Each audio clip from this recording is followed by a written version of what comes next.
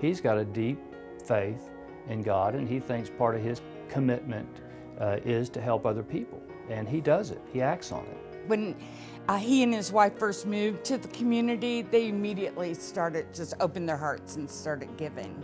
He spends most of his time trying to do things to help make things better for other people. And the Echo Clinic is sort of his culmination of that effort. The Echo Clinic is a free clinic for people who don't have medical care and who can't afford medical care, and it's delivered in a Christian setting by people who care about other people.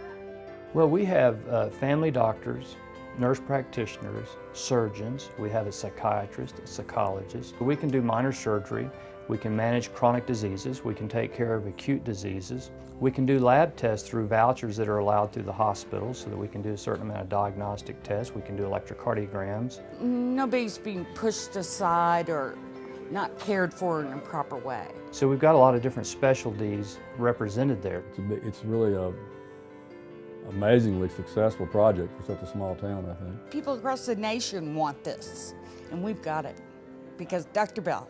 He and his wife planned it, developed it. He even drew up the plans for the clinic itself. If it weren't for Dr. Bell and Suzie, there wouldn't be an Echo Clinic. They're quite a dynamic team. She used to be a marathon runner, so that tells you something about her character and discipline. He's an especially good doctor, and the biggest thing that makes a good doctor is just if you care about, you care about what you're doing, and you have that personal relationship with your patients, and he certainly has that. Dan Bell's, if you could fault him for anything, he does too much for other people and maybe not quite enough for himself.